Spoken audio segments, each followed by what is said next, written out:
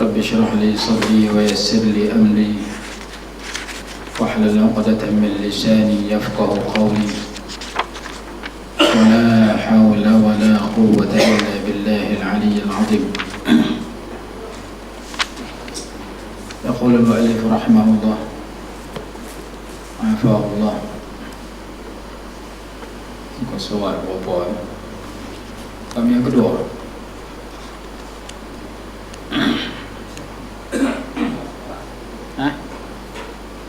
Kau soal 41. Hah? 41. Bab 1. Oh, bab yang pertama belum ni.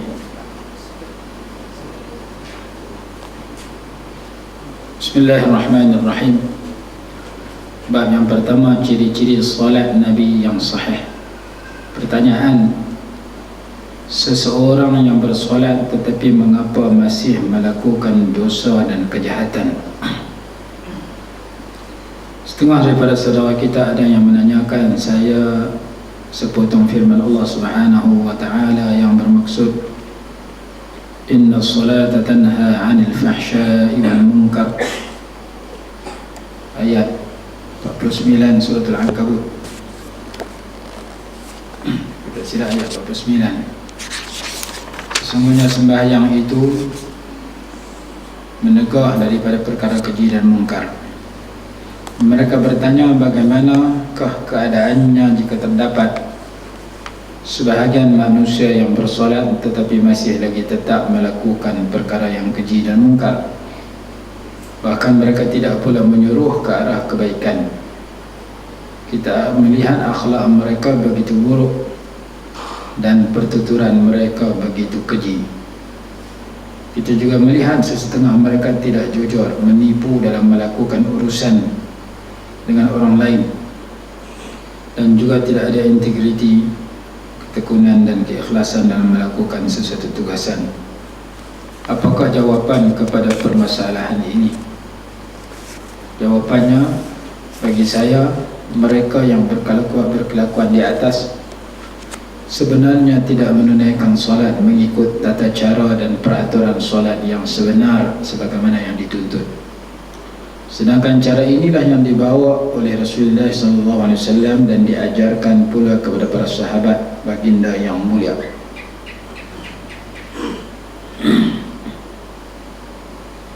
Mereka sebenarnya tidak belajar tentang solat dan mereka tidak terfikir untuk bersolat secara sahih. Hakikatnya mereka hanya bersolat dengan menggerakkan anggota badan yang zahir dan mengikut orang semata-mata. Hal ini jelas sebagaimana dikatakan oleh setengah kita bahawa hari ini pada hari ini inilah amalan rutin saya.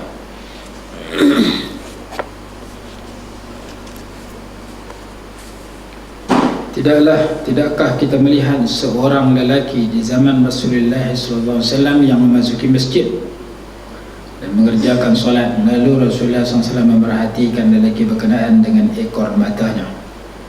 Rasulullah jeling, Ghalin tengok dah. Setelah lelaki tersebut selesai menunaikan salat, baginda sallallahu alaihi wasallam bersabda, irja' fasalli fa innaka lam tusalli thalath marrat wa dhalika ar-rajulu yusalli thumma yaqulu lahu an-nabiy sallallahu alaihi wasallam irja' fasalli fa innaka lam tusalli. Ulangilah salatmu, sesungguhnya dirimu masih belum bersalat. Sebanyak 3 kali diulang.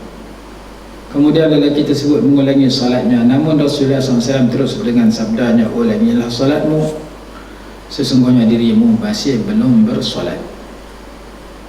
Ucapan baginda SAW ini secara jelasnya menunjukkan bahawa sesetengah manusia hanya menggerakkan anggota zahir sahaja ketika bersolat. Hakikatnya solat seperti itu tidak diterima sama sekali kerana keengganan mereka itu merosakkan sesetengah rukun.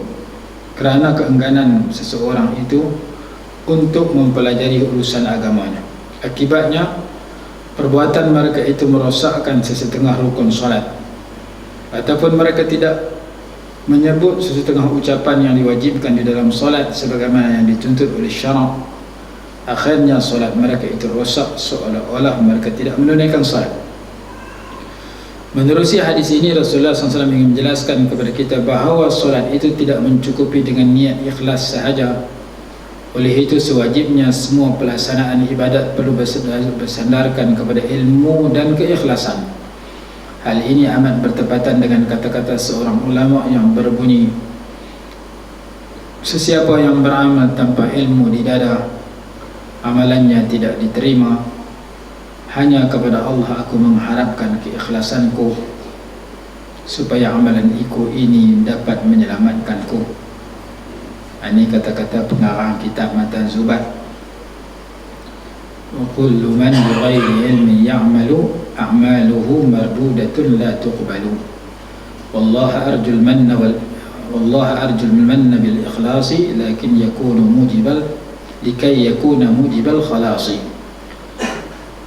Setelah anda memahami dengan teliti hakikat ini, anda menyadari bahawa sesiapa yang menunaikan solat dalam keadaan dia mengetahui kesemua rukun dan syarat-syaratnya serta dilakukan secara sahih menurut tuntutan syarak, maka Allah Subhanahu wa ta'ala akan mengurniakan di hatinya satu rahsia.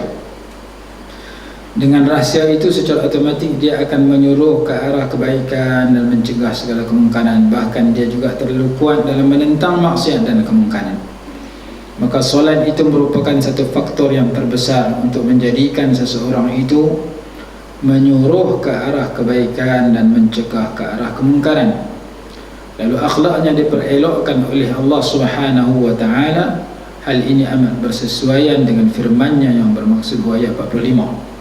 Inna salata tanha 'anil fahsya'i wal munkar wa la dzikrullahi akbar wallahu ya'lamu ma tasna'un. Ayat 45 suratul Ankabut.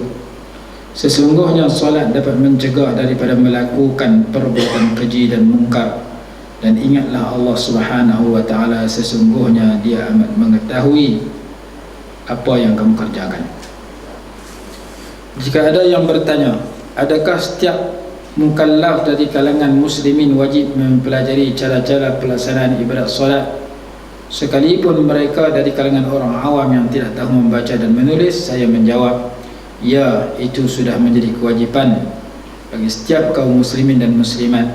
Sesungguhnya Allah Subhanahu wa ta'ala telah menciptakan kita untuk memperhambakan diri kepadanya sahaja.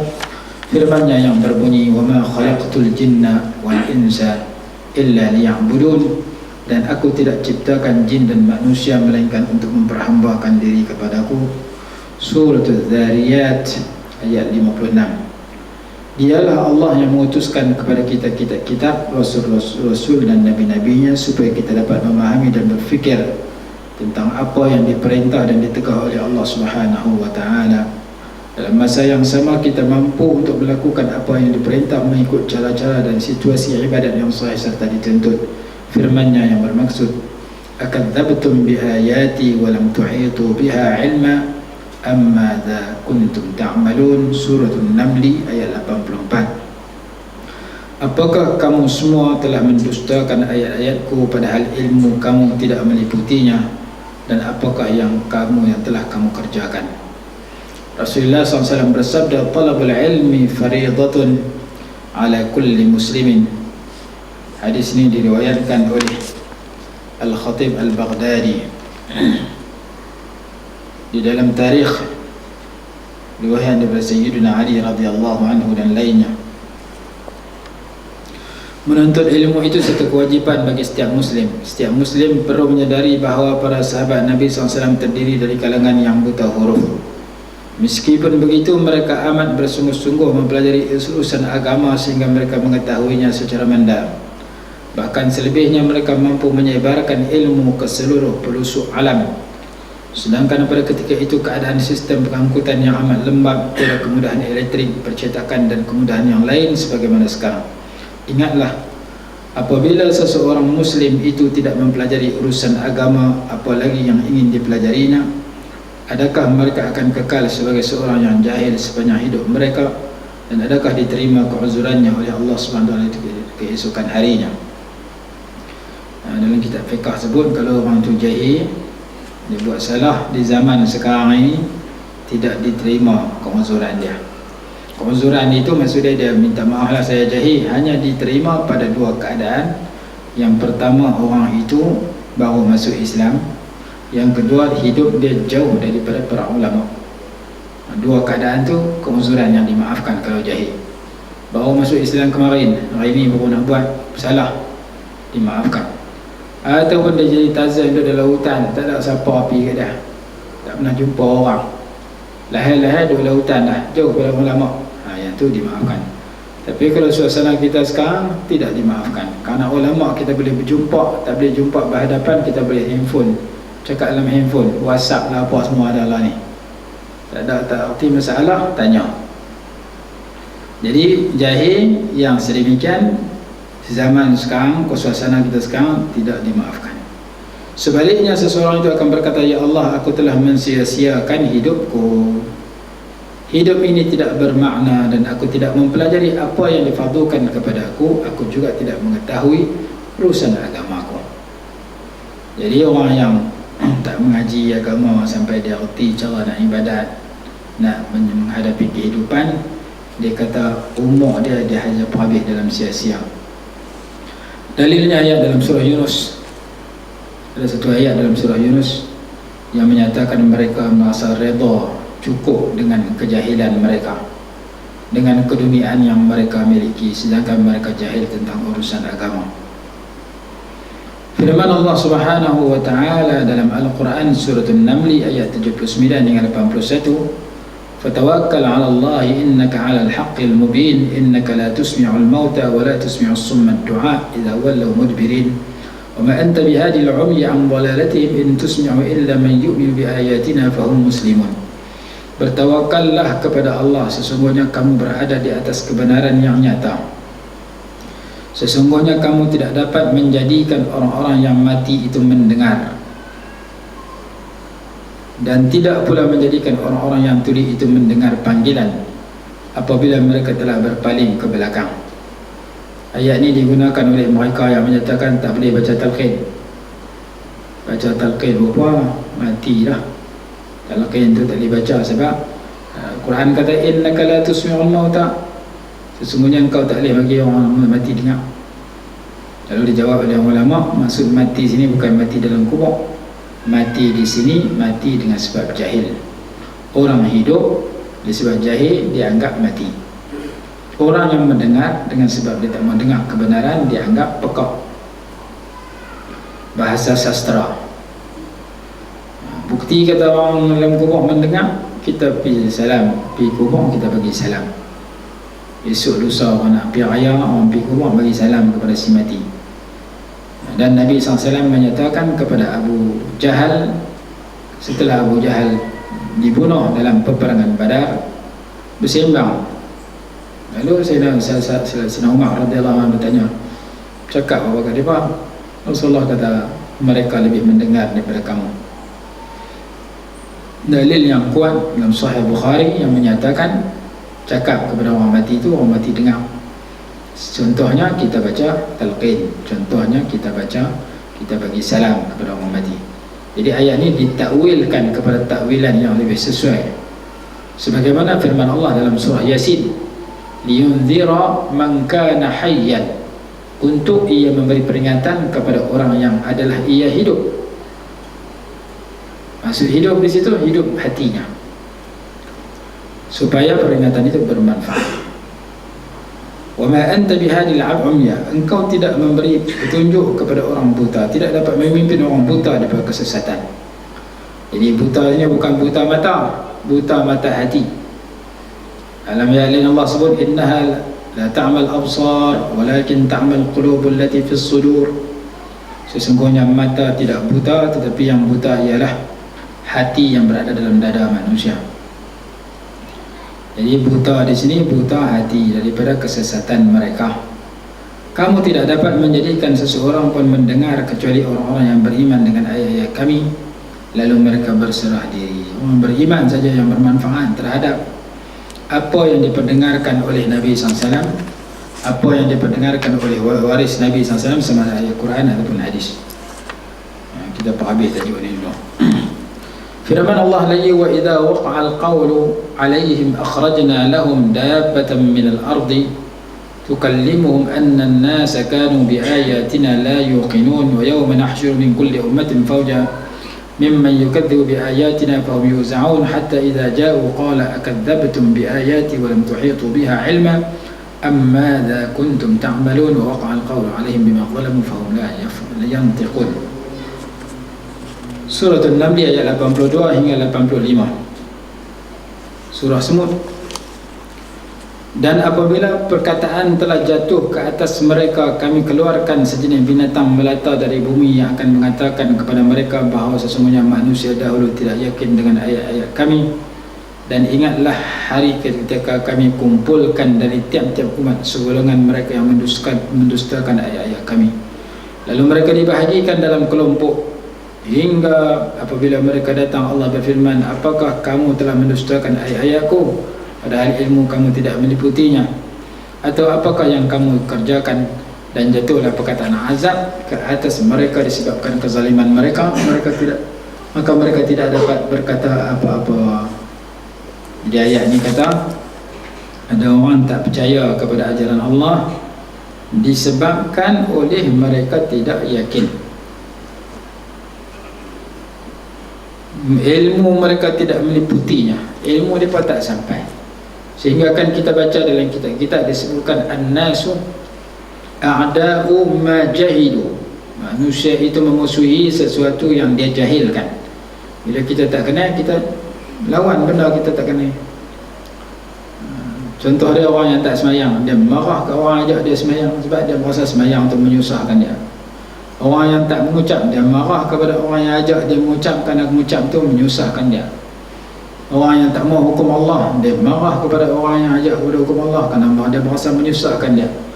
Orang yang tak mau tinggal riba, tak mau tinggal judi, dia marah kepada orang yang ajak supaya menjauhi riba dan judi. Orang yang tak tutup aurat, dia marah kepada orang yang ajak tutup aurat. Begitulah seterusnya. Manusia yang jahil memusuhi perkara yang dia jahil. Dalam ayat ini dia kata, ayat 84, akadzabtum biayati wa lam tuhitu biha ilma. Kamu tak tahu ilmu, kamu lawan benda kamu tak kenal.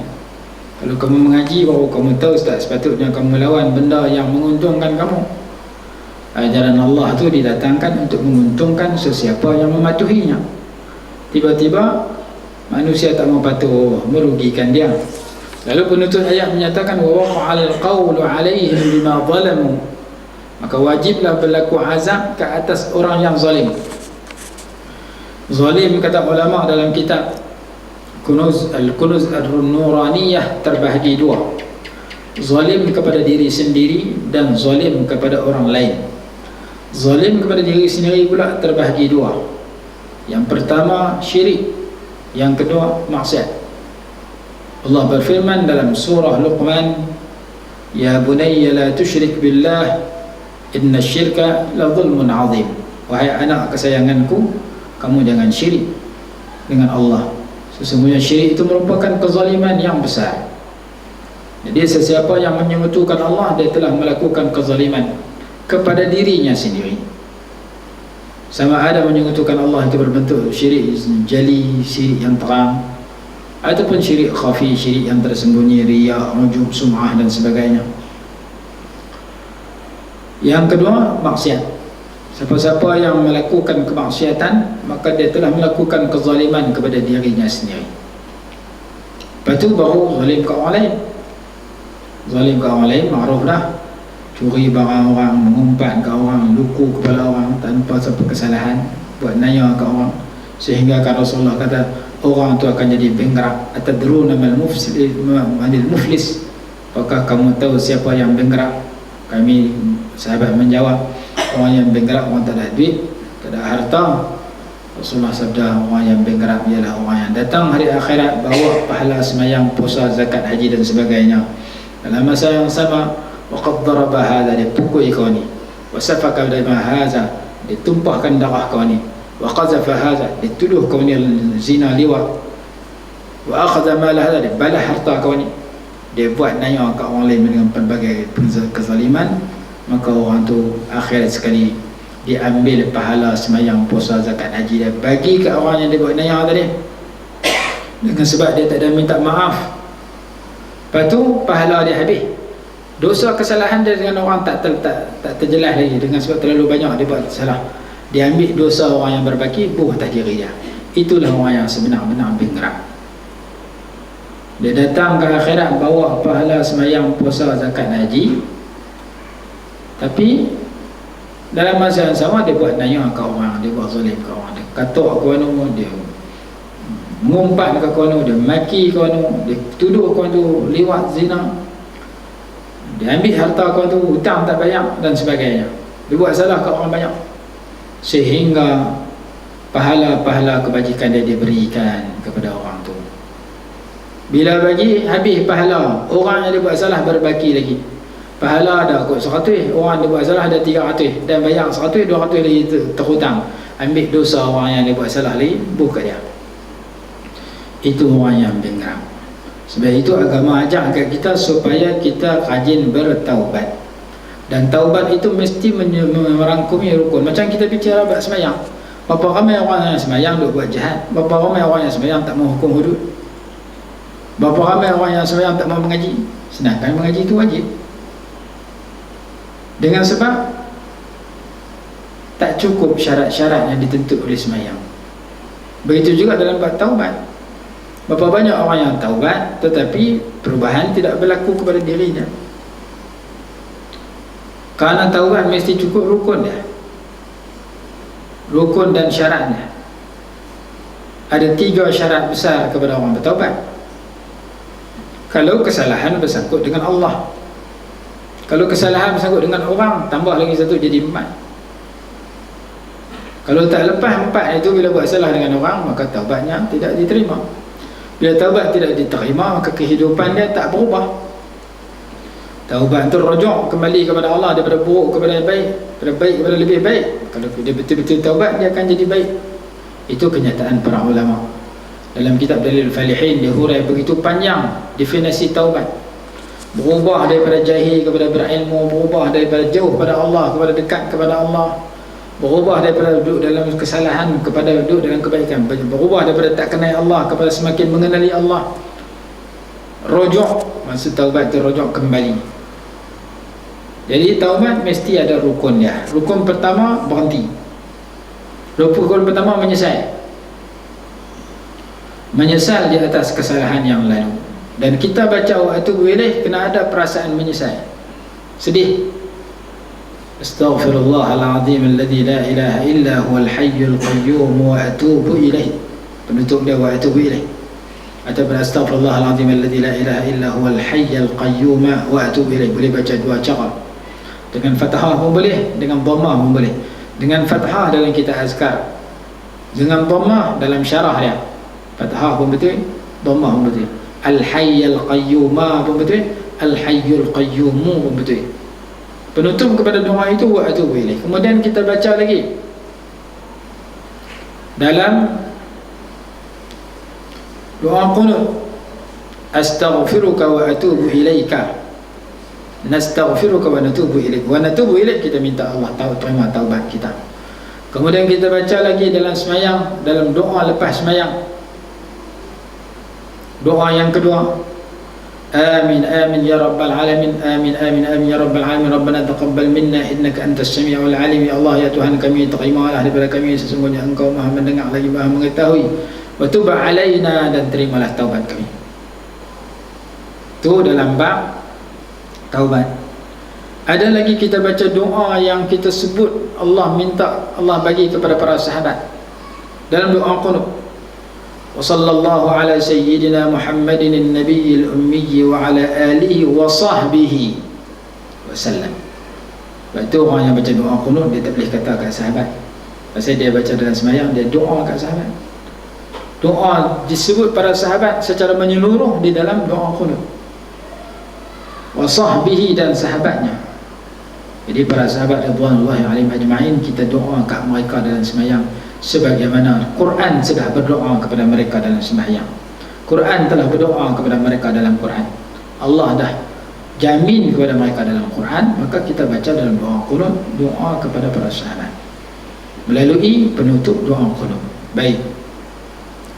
Bila kita baca taubat, Supaya taubat kita diterima, kena ada rukun dan syarat. Ada kitab sebut 3, campur satu kalau dengan orang jadi 4. Ini kebanyakan kitab.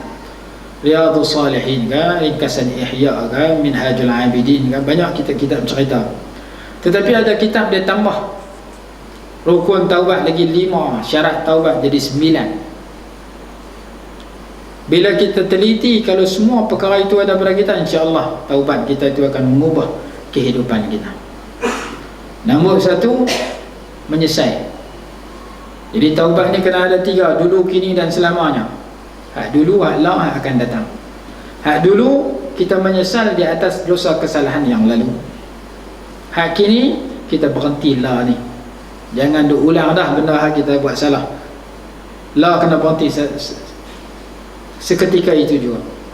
Jangan duk baca wa atubu ilaih, tikam nombor ekor tak berhenti. Wa atubu ilaih, pinjaman cara riba tak tukar cara Islam. Wa atubu ilaih, hutang orang tak bayar. Wa atubu ilaih, zakat tak berkurang. Wa atubu ilaih, duit berlambak, haji tak pergi lagi, tak lepas, kerana kesalahan tidak dihentikan.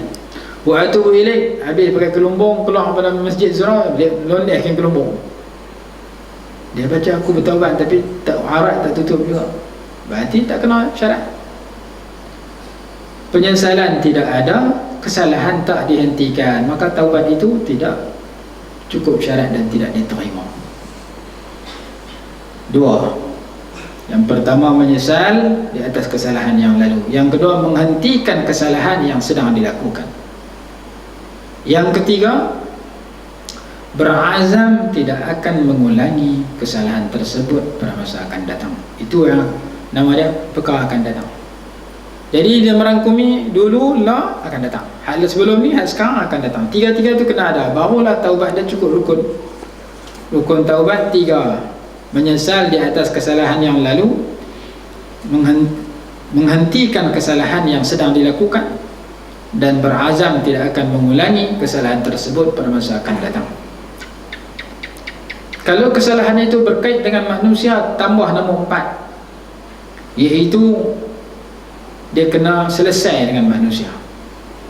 Kalau berbentuk tuduhan liwat ataupun zina, dia kena serah diri dia untuk dihukum atau dia minta maaf kepada kawan tu. Kalau kesalahan itu berbentuk mengumpat, dia kena minta maaf kepada kawan tu. Kalau kesalahan berbentuk harta yang diambil, kena bagi balik. Kita pergi balas kereta kawan tu harga 100,000, kita berkata aku nak bertaubat, nak minta maaf, kereta kita tak bagi balik, mana boleh. Hang curi kereta ada 100,000, hang nak bertaubat, hang tak pergi minta maaf, kereta hang menggunakan terus, siapa nak maaf? Kalau dalam bentuk ambil harta orang, kena bagi balik kat tuan dia. Kalau tuan dia tak ada, mati dah, bagi ke ahli waris. Kita curi duit jiran kita, kita hutang jiran kita tak bayar, sampai mati dah, lepas tu kita nak bertaubat, nilai berapa kita hutang, nak bagi kat dia, dia tak ada, bagi ke anak bini dah, kena bagi kepada ahli waris. Ahli waris pun tak jumpa, kawan nak kita hutang tu pindah lah, 20 tahun dulu kita hutang dah, kita ambil duit dia, lah nak bagi dia tak ada lah, dulu duduk tepi rumah kita di Setara lah, duduk Kuala Lumpur, tak ada alamat, tak hidup tak mati, tak jumpa, dia tak jumpa, ahli waris tak jumpa, tapi nak bertaubat juga, ambil nilai harta yang kita balas duit kawan tu, kita berikan kepada kemaslahatan umum dengan niat pahala Allah sampaikan kepada orang yang kita balas duit dia tadi. Jangan pakai aku bertaubat, duit tak bagi balik ke tuan dia, tak boleh. Kalau berbentuk harta, bagi balik. Kalau berbentuk zakat, keluarkan. Oh, aku dah kata 20 tahun dah berniaga tak pernah keluar zakat seduit, lah aku nak bertaubat. Keluar lah, kena keluar, tapi hak 20 tahun tu kena qada. Ada orang dia tikar nombor ekor kena 1 juta, buat rumah dengan duit ekor. Lah rumah dah tua, dah masuk kubur lah, nak bertaubat. Itu nak buat macam mana? Takkan nak punggah rumah. Rumah tu beli nombor ekor, duit nombor ekor 100%.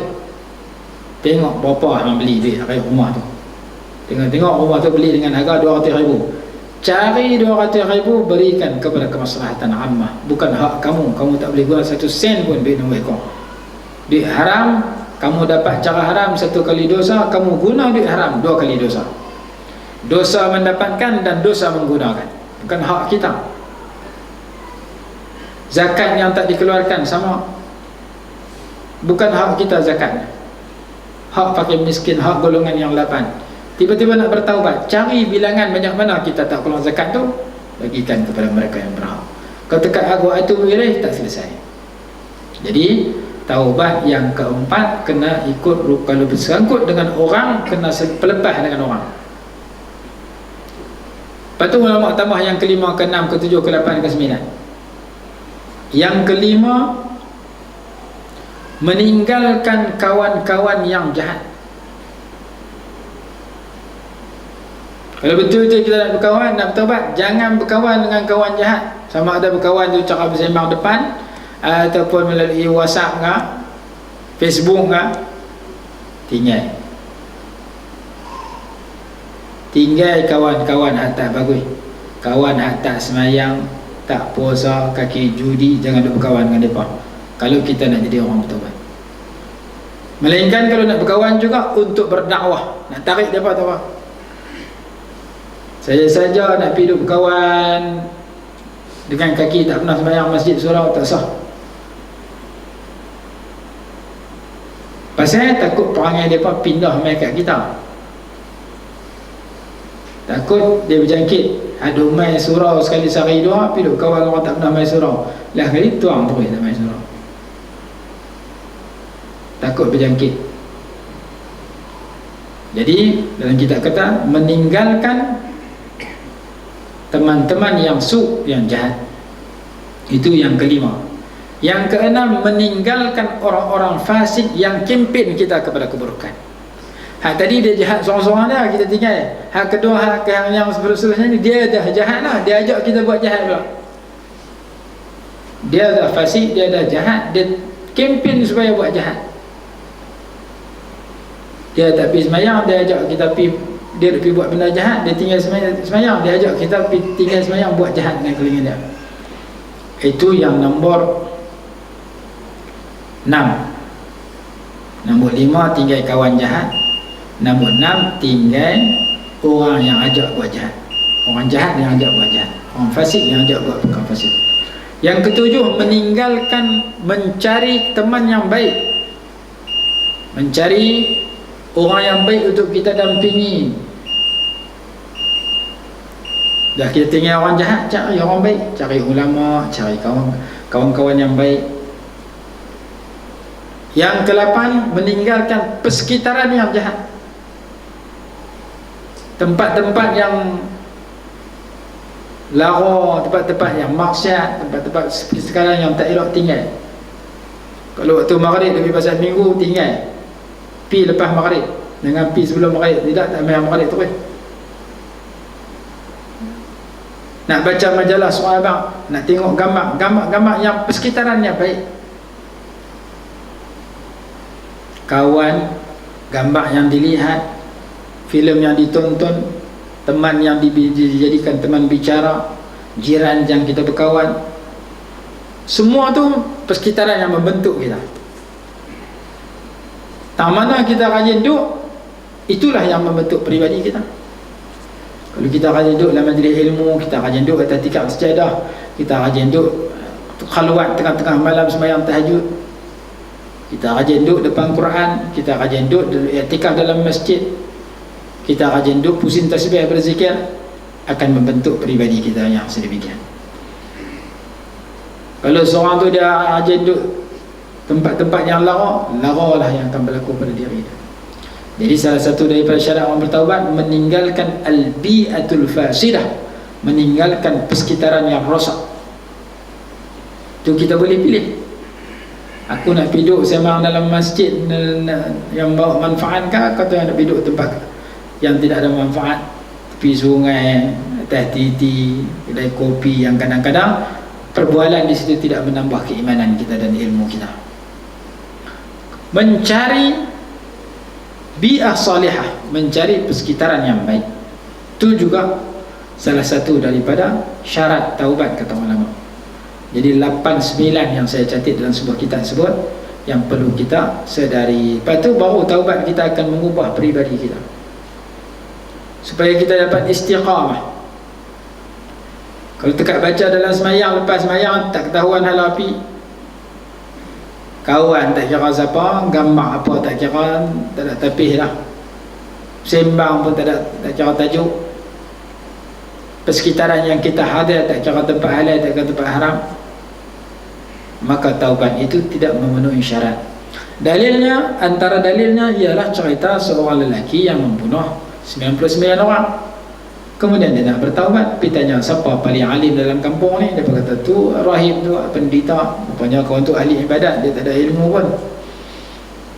Saya ada bunuh 99 orang, ada tak ruang saya nak bertaubat? Kau tu kata tak ada pasal. Dia keram bunuh kau tu curus tu. Tak lama dia tanya apa, ada orang yang alim dalam kawasan ni, saya nak tanya. Dia berkata ada seorang. Pergi jumpa dia, rupanya ni alim betul. Saya dah bunuh 100 orang, ada tak peluang saya nak bertaubat? Ada. Tidak ada siapa yang boleh menghalang kamu daripada bertaubat. Tapi kalau kau betul-betul nak bertaubat, kamu kena tinggal tangan. Tinggalkan tempat kamu, tempat jahat kamu tinggal, tempat kamu buat jahat, kampung jahat kamu tinggal. Berpindah ke satu tempat, di sana ada orang baik, di sana sekitaran dia baik, suasana di sana suasana yang baik.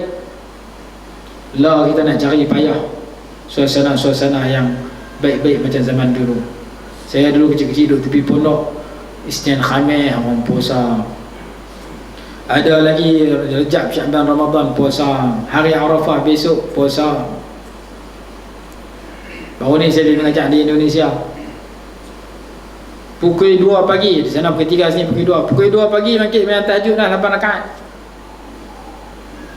Tahajud tiap-tiap malam 8 rakaat. Lepas tu rehat saat masuk subuh, sembahyang subuh, lepas subuh wirid sampai terbit matahari. Balik rehat saat mengaji sampai tengah hari, lepas tu qailulah, tidur lepas lohor, wirid lagi, lepas asar wirid, lepas wirid mengaji, lepas tu rehat main saat, lepas maghrib muzakarah sampai insya, lepas insya mengaji lagi, siang malam. Begitu kehidupan dia duduk dalam pondok. Keluar pada pondok tu jumpa macam-macam. Dalam pondok tu suasana kita duduk 2-3 hari rasa tenang. Pasal tahajud 8 rakaat, 1 rakaat 1 muka. Amalan harian dia. Tak masuk wirid sampai terbit matahari, kita duduk seorang-seorang taubat tak sampai terbit matahari dah. Tak larang nak wirid. Pergi duduk sana tempat azhar. Saya duduk mengajar 3 hari. Hari Ahad pergi, Isnin, Selasa, Rabu balik. 2 hari banyak, 2 hari setengah. Suasana duduk dalam ibadat, duduk dalam baca Quran, baca hadis. Balik main tak jadi 8 rakaat, tak sampai 2 rakaat tu betul. Jadi persekitaran tu kena ada. Jadi kawan tu kata, kalau kamu nak bertaubat, kamu tinggal kampung jahat ni. Pergi duduk satu kampung, situ orang pakai buat baik. Dia pun pergi sampai tengah jalan mati. Tak dan nak sembahyang 1 rakaat pun, Allah ambil nyawa dia. Akhirnya mai malaikat nak buh dalam syurga, mai seorang malaikat nak buh dalam tempat azab. Seorang nak siksa, seorang nak bagi kebaikan. Hak baik kata dia nak pergi tempat baik, hak jahat kata dia tak pernah buat baik semua hidup, sampai bunuh 100 orang, halal semua benda jahat dia buat. Datang malaikat yang ketiga jadi hakim. Allah suruh jadi hakim, ukur hak mana lebih dekat, ambil ke kawan tu. Tengok lebih dekat kepada tempat yang dia tuju, ke kampung yang salihah, kampung yang baik, maka diberikan rahmat, diambil oleh malaikat rahmat. Ada pendapat menyatakan Allah suruh bumi berdekat, yang tempat baik berjauh tempat jahat. Ada pendapat kata dia mengadap dada ke tempat baik dan sebagainya.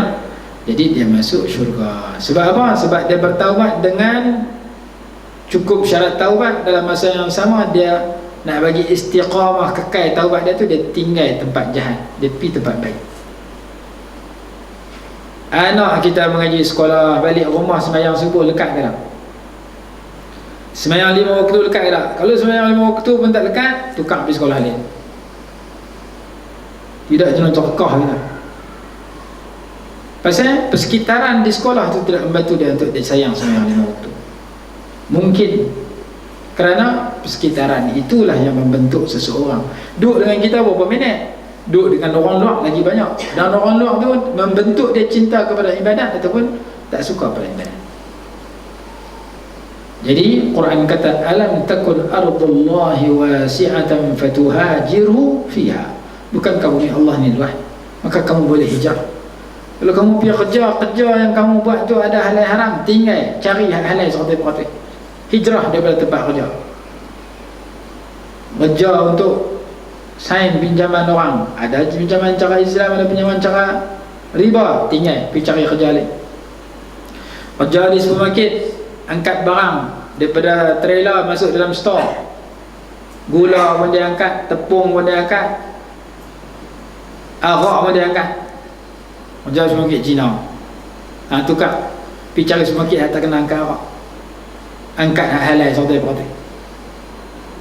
Allah sebut dalam Quran alam takun ardullahi wasi'atan fatuhajiru fiha. Bukankah bumi Allah ni luas, maka kamu boleh berhijrah. Sebelum kamu berhijrah ke kubur, ke alam baqa, hijrah daripada tempat yang tak elok kepada tempat elok. Hijrah daripada terlibat dengan yang haram kepada yang halal. Kalau kamu ada adik-beradik kerja pramugara, ayam kopi pun dia angkat, ayam teh pun dia angkat, Milo pun dia angkat, arak pun dia tuang, tinggal percaya kerja lain. Dan naik kapal terbang pun tak apa. Yang penting kerja tu yang Allah reda.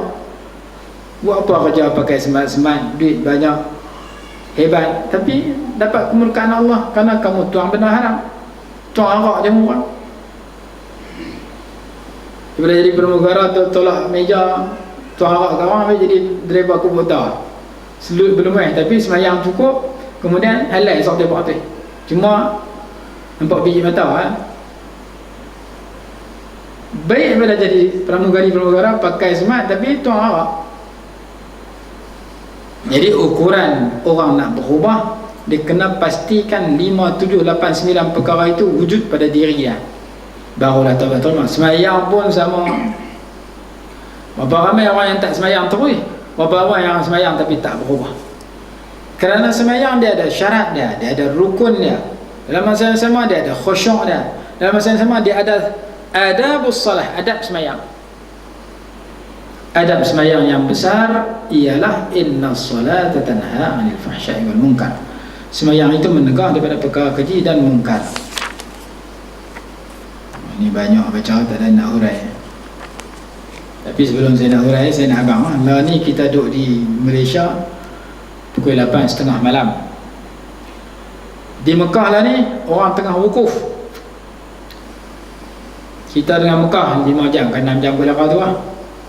Berarti lah ni di Mekah 8 tolak 6 pukul apa? Pukul 2 ataupun 8 tolak 5 pukul 3, 2 petang ataupun 3 petang lah ni. Masuk waktu wukuf di Mekah ialah Zuhur. Dan orang akan meninggalkan tempat wukuf apabila masuk waktu Maghrib. Bang saja Maghrib bergerak. Dia patah semayang Maghrib di situ, dia akan semayang Maghrib di Muzdalifah 3 jam setelah itu. Setelah berjalan 3 jam sampai Muzdalifah 7 km, maka akan semayang di sana. Semayang Isya Maghrib, Isya jamaah takhir di Muzdalifah malam ni, dan mereka kutip 70 kutip batu untuk dilontar di Mina, iaitu pagi esok. Jadi ada setengah kitab Idah Imam Nawawi sebut, ataupun kitab haji karangan Syekh Muhammad bin Ali al-Maliki, dan banyak-banyak kitab haji disebut. Ada tempat-tempat tertentu yang mereka buat perhimpunan ambil tumpang orang Arafah. Orang Arafah berhimpun berdoa daripada Zuhur sampai Maghrib. Kenapa? Kerana doa mustajab. Jadi ada orang tempat lain berdoa juga tumpang waktu Arafah, waktu wukuf di Arafah. Jadi kita dibuka ruang untuk berdoa sama dengan mereka. Mereka pukul 1 doa sampai Maghrib, kita pun 1 campur 6 pukul 7, atau 1 campur 5 pukul 6. Kita pukul 6 sampai pukul 11 malam atau pukul 12 malam ni waktu doa mustajab. Jadi lah 8.30, saya kita habis mengaji pukul 9 lebih, ada lagi waktu 10, 11, 12, 2 jam ataupun 3 jam untuk kita isi dengan baca doa walaupun sepatah doa. Jangan sampai terlepas sampai pukul 11, 12 lagi kita tak baca doa sepatah pun. Kenapa? Kerana lah waktu doa mustajab. Di mana? Di Arafah dan di seluruh dunia. Sebab itu setengah-setengah tempat ada kata bid'ah, ada kata bid'ah hasanah. mereka buat satu majlis perhimpunan untuk baca doa, tumpang doa orang Arafah. Kita tak buat perhimpunan untuk kita mengaji, tak apa, tapi jangan sampai kita tak baca doa, kerana la waktu doa mustajab. Malam yang terbaik dalam setahun Lailatul Qadar, tak tahu bila. Siang yang terbaik dalam setahun siang Arafah. Sayyidina Umar radhiyallahu anhu pernah berkata, satu malam daripada Abu Bakar lebih baik daripada semua hidup Umar, dan satu siang daripada Abu Bakar lebih baik daripada semua hidup Umar. Maksud satu malam itu malam bermalam di gua ketika berhijrah. Sani yasnaini idhuma fil ghar, cerita dalam suratul Taubah. Waktu siang itu siang ketika Abu Bakar radhiyallahu anhu memerangi golongan murtadin, golongan murtad. Siang Abu Bakar yang memerangi golongan murtad setelah kewafatan Nabi SAW. Dan malam Abu Bakar, satu malam Abu Bakar ketika sama-sama berhijrah singgah di gua sampai nampak kaki-kaki musyrikin Mekah. Kalau mereka tunduk tentu nampak. Rasulullah kata, Rasulullah kata, dah, jangan takut, Allah bersama kita. Syekh Syarawi kata rahimahullah ta'ala, Rasulullah kata jangan kamu takut, Allah bersama kita, dengan hati kalau mereka tunduk pun mereka tak akan nampak. Kenapa? La tudrikul absar wa huwa yudrikul absar wa huwa latiful khabir. Kerana Allah tidak boleh dilihat dengan mata. Apabila Rasulullah sebut Allah bersama kita, seperti mana mereka tak nampak Allah, mereka tak akan nampak kita. Itu kefahaman Syekh Syahrawi daripada kenyataan Nabi SAW. Buktinya Rasulullah nak berhijrah keluar pada rumah, mereka lena. Kepung rumah Rasulullah langkah keluar, lena habis. Rasulullah ambil pasang tabung atas kepala mereka. Ketika sesak betul-betul, pertolongan Allah datang. Macam Nabi Musa lari dulu dengan Bani Israel ketika dikejar oleh Fir'aun, sampai pengikut Nabi Musa menyatakan inna lamudrakun, kita akan ditangkap kerana jalan dah habis. Lari-lari sampai tepi laut, tak ada apa lah. Terjun laut mati, tak terjun laut kena tangkap. Inna lamudrakun, mesti mereka tangkap kita. Nabi Musa kata kalla inna ma'iya rabbi sayahdin, tidak, sesungguhnya Tuhanku bersama aku, dia akan bagi petunjuk kepada aku. Akhirnya Allah suruh menggunakan tongkatnya, akhirnya lautan terbelah. Jadi malam yang paling baik kata dalam kitab fiqh, malam Lailatul Qadar. Siang paling baik siang Arafah. Esok kita puasa hari Arafah. Kelebihan dia ampun dosa 2 tahun. Barang siapa yang puasa hari Arafah, dia ampun dosa 2 tahun. Ada orang hari ni puasa dah, saya puasa hari ni puasa, esok puasa. Ada orang kata hari Arafah hari ni, ada orang kata esok. Tapi kalau kita tengok dari segi waktu wukuf, paling banyak malam lah ni. Sebab Mekah lewat pada kita 6 ataupun 5 jam. Berarti mereka mula wukuf pukul 1, sini dah pukul 7 ataupun pukul 6. Mereka habis wukuf pukul 7, sini pukul 12. 7 campur 5, 12 ataupun 7 campur 6 pukul 1 pagi. Maka bila malam ni malam Arafah, malam tak ada puasa. Dalam kitab kata siang mengikut malam. Kalau kita baca Lailatul Qadar malam. Barang siapa yang bertemu malam Lailatul Qadar, siang dia kena usaha ibadat bagi banyak juga, macam dia beribadat malam hari, kerana siang tu ikut malam. Maka malam ni malam Arafah, siang esok siang Arafah, dia ikut malam. Kenapa? Kalau kata 6 jam, 1 jam, 2 jam di petang hari, 5 jam lagi malam. Maka hari Arafah ada kata tadi, ada kata esok. Yang mana lebih kuat? Yang lebih banyak jam esok. Kenapa? Kerana dalam Islam bermulanya satu hari bermula daripada maghrib. Bulan orang putih, hari orang putih, mula hari baru pukul 12 tengah malam. Orang putih pukul 12 lagi baru masuk hari Sabtu. Tapi kita bulan Islam, maghrib tadi dah masuk hari Sabtu. Sebelum maghrib hari Jumaat, lepas maghrib hari Sabtu. Berarti Arafah yang banyaknya jam banyak. Orang wukuf di Arafah jam malam, jam Sabtu, bukan jam Jumaat. Kalau ikut hari orang putih lah masih hari Jumaat. Bila masuk Sabtu, ke 12 1 minit tadi. Tapi ikut Islam, tenggelam saja matahari maghrib, terus masuk hari baru. Berarti Hari Arafah ialah hari Sabtu. Kenapa hari Sabtu? Banyak jam hari Sabtu. Waktu wukuf mula lohar, bukan mula subuh. Mula zuhur. Waktu subuh tu orang baru bertolak. Lepas subuh orang bertolak pukul 8 pagi, 9 pagi, 10 pagi, 11 pagi. Pukul zuhur sana terus masuk waktu wukuf. Jadi masuk waktu wukuf sana pukul zuhur, campur lagi 6 jam. Berarti sana pukul 1, sini pukul 7. Berterusan sampai maghrib. Maghrib campur lagi 6 jam. Sana maghrib, sini pukul 12 tengah malam. Berarti siapa yang nak puasa lagi selamat, puasa 2 hari. Hari tadi pun puasa, esok pun puasa. Ni tetap jadi dulu. Kalau tak mau puasa 2 hari, puasa esok saja, 9 Zulhijjah. Mudah-mudahan kita dapat kelebihan, diampunkan dosa selama 2 tahun. Lepas tu bulan depan pula jumpa lagi satu hari nama Ashura. Kelebihan puasa hari Ashura, diampunkan dosa setahun. 10 Ashura, 10 Muharram. Di sebahagian besar masjid di surau dan surau tempat kita, bila main bulan puasa, kita sembahyang tarawih bersama-sama. Alhamdulillah, kita sembahyang jemaah bersama-sama, kita tadarus Quran. Satu lagi amalan yang berlaku tempat kita bulan puasa ialah buka puasa bersama-sama. Itu satu amalan yang baik, tetapi yang perlu diwujudkan iaitu buka puasa hari Arafah bersama-sama dan buka puasa hari Ashura bersama-sama. Yang tu banyak orang tak buat. Jisim ni dah buat buka puasa hari Arafah bersama-sama. Masjid tempat saya tadi saya umum, esok depan nak buat buka puasa bersama. Tujuan apa kita buat buka puasa bersama-sama? Kalau bulan puasa kita tak buat buka puasa bersama-sama, dia buka puasa di rumah dia, kerana puasa tu wajib. Tapi puasa sunat, bila kita buat buka puasa di masjid bersama-sama, tujuan dia nak bagi orang yang tak pernah puasa Arafah tu boleh puasa. Kita dapat pahala esok kita mati. Orang boleh amal amalan tersebut, kita dapat pahala kerana mewujudkan satu amalan di mana kita tukang bagi semangat untuk orang pilih amalan yang mula, iaitu puasa yang menghapuskan dosa 2 tahun. Dalam qaryah kita mungkin ada 500 orang. Kita buat program buka puasa ramai-ramai, mungkin main 50 orang, 15 orang. Tak apa, yang penting 15 orang buka puasa tu kita dapat pahala, kerana kita punca ajak orang buka puasa hari Arafah. Daripada dia buka puasa saja, baik dia puasa sama. Dia puasa sama tu menyebabkan kita penyebab dia puasa.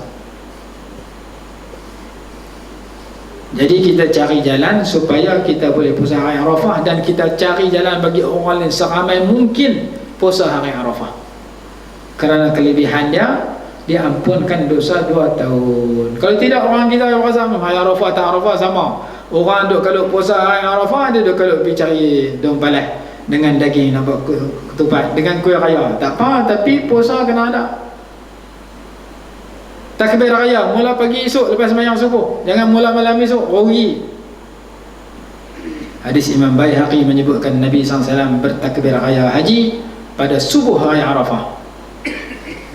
Berarti kita mula takbir raya esok, pasal mikrofon, orang tak mengaji, dia kata nyanyuk Datuk Imam ni, orang tak pernah buat kerja takbir sehari sebelum raya.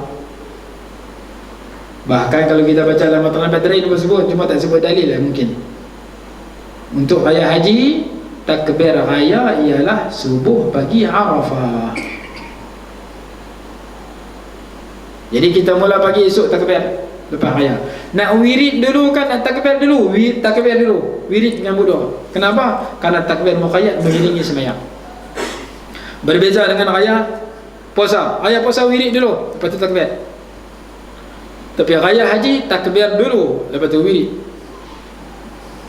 Mengiringi 3 jenis sembahyang: fardu, sunat, mayat. Lepas sembahyang fardu takbir, lepas sembahyang sunat takbir, lepas sembahyang mayat takbir.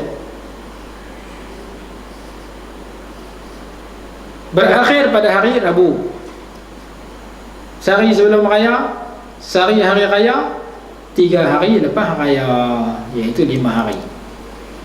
Jadi pagi esok kita mula takbir, pasal mikrofon kuat-kuat biar terkejut orang. Memang akan ada orang terkejut. Pasal apa? Pasal sebahagian orang duk faham kata takbir raya haji ini mula malam esok, lepas maghrib. Sebenarnya mula pagi esok, iaitu dilakukan pada subuh hari Arafah. Jadi esok kita berazam untuk kita puasa supaya kita dapat pahala diampunkan dosa selama 2 tahun. Bagi kita ambil berat hari Arafah ni, dan bulan depan 10 hari bulan Muharram diampunkan dosa setahun, nama hari Ashura. Jangan ada orang buat kenduri hari Ashura, rugi. Dah lah dia tak puasa, dia ajak orang lain tak puasa pula.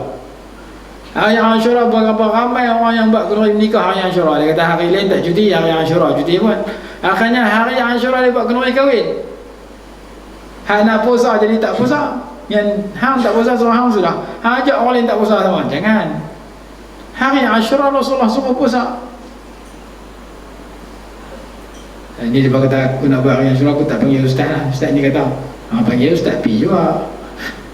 Cuma nak abang kalau hak akan datang, kalau berasa nak buat kenduri, jangan pilih hari Ashura. Kalau tahun ni dah pilih dah, tak apa, hantar kad kat saya orang, saya makan juga. Dia kata, ustaz ni kita orang panggil marah ke orang buat kenduri hari Ashura. Bukan marah, pesan. Lain kali kalau nak buat kenduri, pilih lain pada hari Ashura. Kerana tiap-tiap tahun bila main hari Ashura, rata orang panggil kita makan kenduri. Kenduri kekah lah, cukup kepala lah, nuri kahwin lah. Rasulullah suruh puasa, kita pergi jamu orang tak pergi puasa.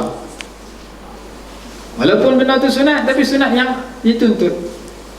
Macam korban lah, orang yang ada kemampuan sunat muakkad. Mazhab Hanafi wajib. Mazhab Hanafi kata siapa yang mampu buat korban tiba-tiba tak buat korban, berdosa. Pasal apa? Rasulullah bersabda, fala yahdur musallana, jangan mai tempat sembahyang kami. Itu mazhab Hanafi. Imam pendapat Hanafi, pendapat Imam Abu Hanifah wajib, tapi pendapat kebanyakan ulama sunat yang amat dituntut. Puasa hari Arafah sunat yang dituntut. Puasa hari Ashura sunat yang dituntut. Malam besok malam raya sunat qiyamul lail. Man ahya lailatal aidaini ahya Allahu qalbahu yawma tamutul qulub. Siapa yang menghidupkan malam raya, Allah hidupkan hatinya pada hari hati orang lain mati. Jadi qiyamul lail malam besok. Malam ni malam Arafah. Siang tadi hari Tarwiyah. Walaupun ada perselisihan pendapat yang berlaku, cuma kita yang terbaik kita puasa 2 hari. Lagi baik 9 hari sebenarnya. Hari bulan Zulhijjah ni disunatkan puasa 9 hari. 1, 2, 3, 4, 5, 6, 7, 8, 9. Ustaz memang ajak malam ni tinggal sehari ya. 8 hari habis. Tunggu tahun depan. Kenapa puasa 9 hari? Kerana Allah berfirman, wal fajri wal layalin ashri, demi fajar dan demi malam yang 10, iaitu 10 Zulhijjah. Menurut pendapat yang terkuat dalam tafsir Qurtubi dan lainnya, Allah sumpah dengan pagi dan sumpah malam 10 malam, iaitu 10 malam Zulhijjah 1 sampai 10. Cuma hari ke-10 haram puasa. Hari ke-9 disunatkan puasa bagi mereka yang tak buat haji. Bagi mereka yang duduk dalam haji, makruh puasa. Sebab mereka sunat untuk berdoa, bagi ada tenaga untuk tumbuh kepada ibadat. Mereka tak sunat puasa, kerana Nabi SAW tak puasa. Sahabat tengok Rasulullah buat haji Rasulullah sekali semua hidup, nama Hajjatul Wada'. Ada sebahagian kata Rasulullah ni puasa, ada sebahagian kata tak puasa. Nak tahu puasa tak puasa, seorang sahabiah perempuan hantar susu bagi Rasulullah, Rasulullah minum susu. Akhirnya dia faham bahawa Rasulullah tak puasa ketika melaksanakan haji. Maka kita yang duduk di sana ketika wukuf tak sunat puasa. Untuk hari ke-9 hanya sunat kepada mereka yang lain pada haji, lain pada jemaah haji. Orang jemaah haji makruh ataupun tak sunat puasa. Tapi 1 sampai 8 sunat kepada semua orang. Orang buat haji pun sunat puasa 1, 2, 3, 4, 5, 6, 7, 8. Orang tak buat haji pun 1, 2, 3, 4, 5, 6, 7, 8. Tapi budaya tu tak ada tempat kita, akhirnya kita tak puasa. Sampai tadi ada puasa, ada tak puasa. Baik, walaupun kita tak puasa 1 hari, hari Tarwiyah, kita tak puasa 1 sampai 8, kita tak puasa 8, paling kurang esok bagi dan puasa. Kerana esoklah yang dikenali sebagai hari yang diampunkan dosa 2 tahun. Saja aku puasa besok hari sunat 9 Zulhijjah ataupun sunat hari Arafah kerana Allah Ta'ala. Siang tadi sunat 8 ataupun hari Tarwiyah dia panggil. Jadi munasabah kita berjumpa malam ni kebetulan masa orang duk sedang angkat tangan baca doa. Berjuta manusia duk baca doa di Arafah sekarang ini, dan berjuta manusia yang di lain pada Arafah juga berdoa. Maka kita jangan tinggal, masa ada lagi 2-3 jam untuk kita tumpang mereka. Tak boleh baca doa banyak, baca sikit. Yang penting kita kenal lah, bukan saat biasa, tetapi waktu yang berharga, waktu doa mustajab. Salah satu pada saat doa mustajab ialah hari Arafah. Jadi kita rebutlah peluang untuk kita isi, insyaAllah. Tajuk yang akan datang ni saya tak uraikan panjang ni. Menuntut ilmu satu kewajipan, bahaya menjauhi ilmu atas alasan khilafiyah. Tak masuk lagi. Haram eksploitasi rukhsah. Tak masuk lagi bab semayang. Hakikat rukhsah, penjelasan hadis rukhsah. Tak apa, hadis ni akan datang insyaAllah, sambungan dia. Ada soalan tak? Belum kita berhenti. Korban tak ada tanya, orang sembelih kita telan lah.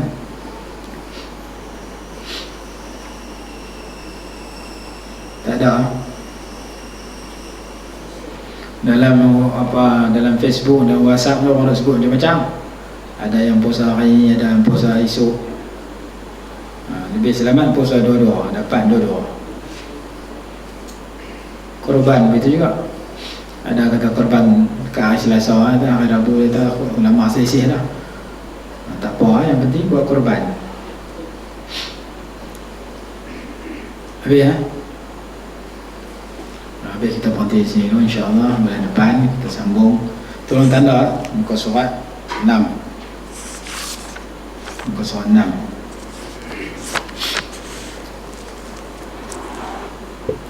أعوذ بالله من الشيطان الرجيم. بسم الله الرحمن الرحيم. الحمد لله رب العالمين، والصلاة والسلام على سيدنا محمد وعلى آله وصحبه وسلم.